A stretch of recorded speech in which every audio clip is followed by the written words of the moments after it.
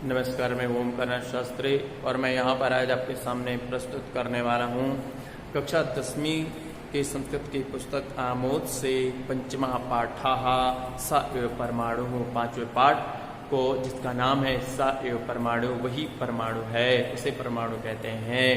तो यहाँ पर हम उसी को प्रारंभ करने वाले हैं। पूर्व में हमने प्रस्तावना देखी थी और अब यहाँ पर हम इसी अध्याय को पूरा देखने वाले हैं। तो चलिए प्रारंभ करते हैं। अर्णवः अर्णवः जपाकुसुमं गृहीत्वा प्रविशति, तस्य पिता विज्ञानस्य प्राध्यापकः, सः पुस्तकपठने मग्नः, तस्य पार्श्वे उत्पीठिकायां सूक्ष्ममेशिका वर्तते। अर्णवः जपाकुसुमं गृहीत्वा प्रविशति। अर्णव जो एक लड़का है वह जपाकुसुम नामक पुष्प को लेकर के प्रवेश करता है। जपाकुसुम माने गुड़हल, उस पुष्प को लेकर के वहां पर प्रवेश करता है। कहाँ पर? कक्ष में प्रवेश करता है। तस्य पिता विज्ञान से प्राध्यापक, उनके जो पिता थे वे क्या थे? प्रधानाध्यापक। विज्ञानस्य, उनके पिता विज्ञान के प्रधानाचार्य थे। सह पुस्तक पढ़ने मग्न, वे पुस्तक पढ़ने में आनंद ले रहे थे, पुस्तक पढ़ने में मग्न थे। फिर क्या हुआ? तस्य पार्श्वे उत्पीठिकायाम सूक्ष्ममेशिका वर्तते, उसके पास में ही उत्पीठिकायाम माने मेज में सूक्ष्ममेशिका सूक्ष्मदर्शी वर्तते थे, उसके पास में ही एक मेज रखी हुई थी। उसी मेज के ऊपर सूक्ष्मदर्शी नामक जो यंत्र है जिसमें सूक्ष्म चीजों को भी देखा जाता है, वह सूक्ष्मदर्शक जो यंत्र था सूक्ष्मदर्शी, वह उस मेज के ऊपर रखा हुआ था। अर्णवः, अर्णव कहता है, पितः अस्माकं उद्यानाद् जपाकुसुमं आनीतं मया, कियन्तः सूक्ष्मः तस्य परागकणाः। अर्णव कहता है, पिताजी अस्माकम उद्यानाद, अपने बाग से जपाकुसुमम गुड़हल के फूल को आनीतम मया, मैं ले आया हूँ अथवा मेरे द्वारा लाया गया है। कियन्तः सूक्ष्मः तस्य परागकणाः, कितनी उसकी कितनी सूक्ष्म परागकण है, उस पुष्प के कितनी सूक्ष्म परागकण है, इसको वह देखना चाहता है, जानना चाहता है। पिता सूक्ष्ममेशिकया पश्य, अच्छा अगर तुम्हें देखना है तो तुम एक काम करो, सूक्ष्मदर्शी की सहायता से देख लो। सूक्ष्मदर्शी को, वह सूक्ष्मदर्शी वहां पर रखा हुआ है, रखी हुई है सूक्ष्मदर्शी, तो उसकी सहायता से देख लो। तेषां कणानां रचनाम अपि द्रष्टुम शक्नोसि, तेषां कणानां, इस तरह से उनके कोणों की रचना को भी द्रष्टुम शक्नोसि, तुम देख सकते हो, चाहो तो देख लो।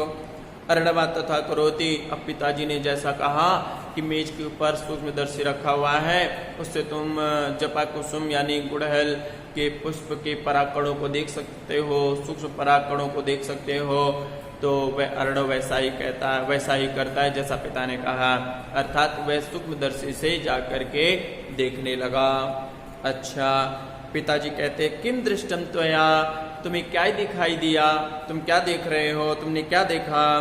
अर्णव कहता है, पितः अद्भुतम ततो सूक्ष्म कणेषु तत् अंगानि दृश्यन्ते, पिताजी वह तो बड़ा ही अद्भुत है, सूक्ष्म कणों में तस्य अंगानि दृश्यन्ते, उसके अंग सूक्ष्म कणों में दिखाई दे रहे हैं। सूक्ष्म कणेषु तस्य अंगानि दृश्यन्ते, तस्य अंगानि, उस पुष्प के जो अंग हैं, जो परागकण है, वह अत्यंत सूक्ष्म रूप में दिखाई दे रहे हैं। पिता कहते हैं, अर्णव एतानि पुष्पस्य अंगानि त्वं सूक्ष्ममेशिकया द्रष्टुम शक्नोषि, एतानि पुष्पस्य अंगानि, इन पुष्प के अंगों को तुम सूक्ष्म कणों के माध्यम, सूक्ष्मदर्शी के माध्यम से भी देख सकते हो। वह तो कुछ और देख रहा था पहले, अब कहते कि तुम इससे भी देख सकते हो। परंतु एतद् विश्वम परमाणुभ्यः निर्मितम्, अच्छा तो यहाँ पर कह रहे तुम उसको देख सकते हो, लेकिन याद रखना, एतद् विश्वम परमाणुभ्यः निर्मितम्, यह जो विश्व है ना परमाणु से निर्मित है, परमाणु से बना हुआ है यह विश्व।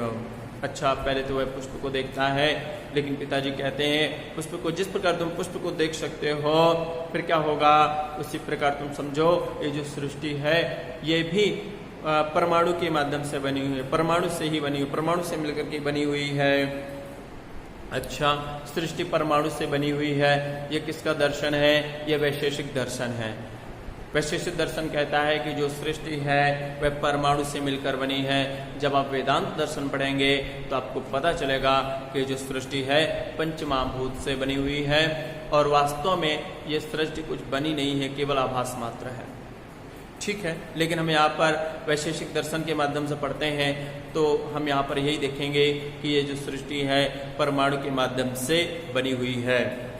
अच्छा, परमाणु के माध्यम से बनी है। ते परमाणवः तु सूक्ष्मेशिकया अपि न दृश्यन्ते, लेकिन जिस प्रकार तुम इस पुष्प के सूक्ष्म कणों को देख रहे हो, सूक्ष्म पराकणों को देख रहे हो, उस प्रकार तुम यह सृष्टि जो परमाणु से बनी हुई है उसके सूक्ष्म कणों को नहीं देख सकते हो। वो इतनी सूक्ष्म है, इतनी सूक्ष्म है कि उसको तुम नहीं देख सकते हो। अच्छा, सूक्ष्म माने क्या होता है? सूक्ष्म का अर्थ होता है जो इतना सूक्ष्म, इतना छोटा हो तो एक स्थान पर नहीं होता। जो चीज छोटी होती है ना, बहुत ज्यादा छोटी होगी, जो दिखे ही नहीं, दिखे ही नहीं, तो वह एक जगह नहीं रहती, वह सभी जगह व्याप्त रहती है। जैसे पुष्प की जो सुगंध होती है, जो पुष्प की सुगंध है वह अत्यंत सूक्ष्म है, लेकिन क्या वह एक जगह स्थित है? वह सभी जगह व्याप्त है। जो चीज सूक्ष्म होती है वह सभी जगह व्याप्त होती है, लेकिन जो चीज स्थूल होती है वह एक जगह होती है। तो सूक्ष्म चीज हमेशा जो होती है वह सब जगह व्याप्त रहती है, दिखती नहीं है लेकिन सभी जगह व्याप्त रहती है। जैसे वायु सूक्ष्म है लेकिन वह सभी जगह व्याप्त है, तो हम स्थूल हैं, हम एक जगह व्याप्त है, लेकिन जो सूक्ष्म चीज होती है वह सभी जगह व्याप्त रहती है। तो यहाँ पर कहते हैं परंतु एतद् विश्वम परमाणुभ्यः निर्मितम, यह जो विश्व है परमाणु से बना हुआ है। ते परमाणवः तो सूक्ष्मेशिकया अपि न दृश्यन्ते, वे परमाणु तो सूक्ष्मदर्शी के माध्यम से भी नहीं दिखाई दे सकते हैं, नहीं दिखाई देने वाले हैं, नहीं दिखते हैं। लेकिन वो जो परमाणु है जिससे यह सृष्टि बनी है वह परमाणु सूक्ष्मदर्शी के माध्यम से भी नहीं दिखते हैं, वे इतने सूक्ष्म होते हैं। अर्णव कहता है परमाणु नाम किम, परमाणु किसे कहते हैं? पिता कहते हैं अस्तु कथयामि, बता रहा हूं, मुष्टि मात्रान तंडुलान महानसतः आनय। अच्छा चलो, तुमने पूछा है तो मैं तुमको बता रहा हूं। तुम जाओ, किचन में जाओ और रसोई घर में जाओ, वहां से थोड़े से क्या है, तंडुलान आनय, थोड़े से चावल लेकर आ जाओ। अच्छा, अर्णवः तथित्युक्त्वा पाकगृहात् तंडुलान आनयति। अर्णव क्या करता है? अर्णव पाकगृह जाता है और वहां से कुछ चावल लेकर के आता है। स्वीकरोत भवान, और कहता है पिताजी से, पिताजी इससे आप ले लीजिए। पिता कहते हैं अधुना इमं तंडुलम विभज, अब एक काम करो, तुम क्या करना है, इन चावलों को, जो पूरे चावल हैं, इनको टुकड़े टुकड़े कर दो, 2 टुकड़े कर दो, ये जितने टुकड़े करना चाहते हो टुकड़े टुकड़े कर दो। तंडुलम विभज, तोड़ दो, इन चावलों को तोड़ दो। तो अर्णवः तात्कियान लघु अस्ति एषा, ये कितने छोटे हैं, परंतु एतस्य भागद्वयम यथा कथमपि कृतं मया, लेकिन इसके 2 भाग किसी प्रकार से तो मैंने इसको कर दिया है, लेकिन मैंने इसके 2 भाग किसी प्रकार से कर दिए हैं। एव परमा अड़ु, परम अड़ु के समान मैंने इसको कर दिया है। सॉरी, मैंने एतस्य भागद्वयम यथा कथमपि कृतं मया, मैंने जैसे तैसे इसके 2 भाग कर दिए हैं। पिता कहते हैं इतोपि लघुतरम भागम कर्तुम शक्यते वा, इस टुकड़े के भी तुम बहुत छोटे भाग कर सकते हो क्या? जैसे तुमने इसके टुकड़े कर दिए, क्या इसके भी तुम छोटे भाग कर सकते हो और भी तोड़ सकते हो इसको? अर्णव कहता है यदि क्रीते तर्हि चूर्णम भवेत् तस्य, यदि इसको किया जाएगा तो ये तो बिल्कुल चूर्ण बन जाएगा, बिल्कुल आटे जैसा हो जाएगा। पिता कहते हैं सम्यक उक्त्वा त्वया, तुमने बिल्कुल सही कहा है, तुम्हारे द्वारा बिल्कुल सही कहा गया है। यत्र एतत् विभाजनम समाप्यते यस्मात् सूक्ष्मतरम भागम प्राप्तुं न शक्यते सः एव परमः अड़हो। अच्छा, यत्र, जैसे यत्र जहां एतत् विभाजन समाप्यते, जहां पर इसका विभाजन समाप्त हो जाता है, अर्थात जहां पर तुम विभाजन नहीं कर सकते हो, तुम्हारी सामर्थ्य विभाजन करने की नहीं रहती है, जस्मात् सूक्ष्मतरम भागम प्राप्त न सकते, जिस सूक्ष्म भाग को तुम नहीं प्राप्त कर सकते हो, सह एव परमाणु, उसे ही परमाणु कहते हैं। जिस भाग के तुम सूक्ष्म कण नहीं कर सकते हो उसको ही क्या कहते हैं? परमाणु कहते हैं। अर्णवः, अर्ण कहता है द्रव्यस्य अंतिमा घटकः मूलम तत्वम च परमाणु सत्यम खलु। द्रव्य का अंतिम घटक जो है, मूल तत्व जो है वही परमाणु है, यही सही है क्या? वो कहता है अर्ण पिताजी, द्रव्य का जो अंतिम घटक है, अंतिम जो सूक्ष्म जो कण है उसके जो टुकड़े नहीं किए जा सकते हैं, मूल तत्वम, वह जो मूल तत्व है, च परमाणु, वही परमाणु है। क्या पिताजी ये सही है? क्या वही परमाणु है? जो घटक, जो परमाणु, जो द्रव्य का सबसे सूक्ष्म कण होता है जिसके टुकड़े नहीं हो सकते हैं, क्या वही परमाणु है? क्या उसे ही परमाणु कहते हैं? पिताजी कहते हैं सत्यम, तूने बिल्कुल सत्य कहा है, सही बात है। अयम खलु कणाद महर्षे सिद्धांतः, यह जो सिद्धांत है यह कणाद मुनि का सिद्धांत है। कौन सा सिद्धांत कणाद मुनि का है? कि वह द्रव्य का वह भाग जिसके टुकड़े नहीं किए जा सकते हैं उसे परमाणु कहते हैं। अब इस जो सिद्धांत, इस सिद्धांत को आगे और भी सूक्ष्म माध्यम से बताया गया है, उसको भी आगे भी देख रहे हैं। तो कहते हैं तदपि प्राय ख्रिस्त पूर्वम 5वें 6वें शतके, फिर भी तथापि, हाँ उन्होंने कह रहे हैं महर्षि कणाद मुनि ने इसका निर्माण किया। कब किया? 5वीं 6वीं शताब्दी में, 5वीं 6वीं शताब्दी के आसपास उन्होंने इस परमाणु के सिद्धांत को स्वीकार किया था, उन्होंने इस सिद्धांत को बनाया था। कब? 5वीं 6वीं शताब्दी के आसपास। अर्ण कहता है तात पिताजी महर्षि न कणादेन किम किम उत्तम परमाणु विषय, महर्षि कणाद ने क्या क्या कहा है परमाणु के विषय में? परमाणु के विषय में महर्षि कणाद ने क्या क्या कहा है, क्या क्या बताया है? वयम तु केवलम तस्य महाभागस्य नामधेयम एव जानीमः, हम तो केवल उन महाभाग के, उन महानुभाव के नाम को ही जानते हैं। पिता कहते हैं कणाद मुनिना प्रतिपादितम, कणाद मुनि ने प्रतिपादित किया है। क्या प्रतिपादित किया है? परमाणु अतीन्द्रियः सूक्ष्मः निरवयवः नित्यः स्वयं व्यावर्तकः च वैशेषिक सूत्राणि इति स्वग्रंथे तेन परमाणु व्याख्या कृता। परमाणु अतीन्द्रियः, परमाणु जो है ना इंद्रियों से परे है, परमाणु जो है इंद्रियों से परे है। सूक्ष्म, अत्यंत सूक्ष्म है। इंद्रियां क्या है? पंच ज्ञान इंद्रियां, पंच कर्म इंद्रियां, एक मन, तो ये जो 11 इंद्रियां होती हैं इनको कहते हैं इंद्रियां, और इनसे ही ज्ञान अर्जित किया जाता है। कर्म इंद्रियों से वाक, पाणि, पाद, पायु, उपस्थ, इससे कर्म किया जाता है। श्रोत्र, त्वक, चक्षु, रसना, घ्राण, इन पंच इंद्रियों से ज्ञान प्राप्त किया जाता है। तो और मन से सोचा समझा जाता है। तो क्या हुआ? इन 11 इंद्रियां जो होती है ना, इसके माध्यम से हम किसी चीज को जान पाते हैं। लेकिन यहाँ पर कह रहे हैं जो परमाणु है इन 11 इंद्रियों के माध्यम से भी नहीं जाना जा सकता है, माने वे अतीन्द्रिय है, उनको इंद्रियों के माध्यम से नहीं जाना जा सकता है।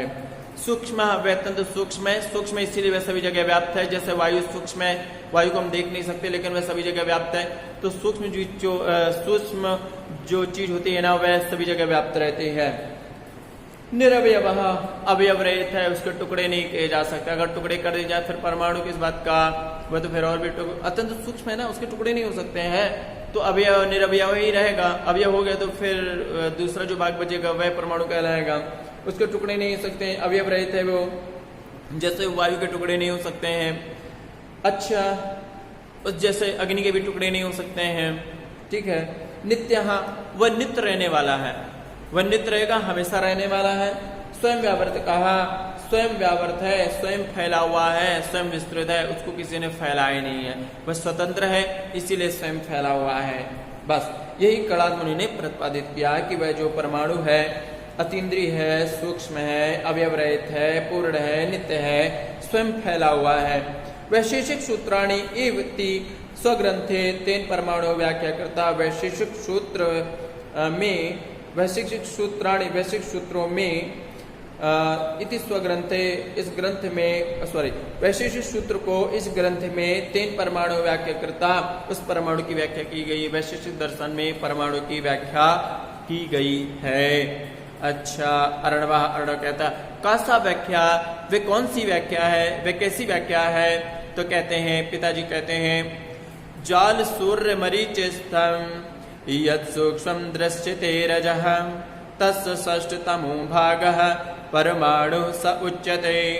जाल सूर्य मरीचिस्थम यत् सूक्ष्मं दृश्यते रजः तस्य षष्ठतमो भागः परमाणु स उच्यते। कहते हैं जाल सूर्य मरीचिस्थम माने क्या?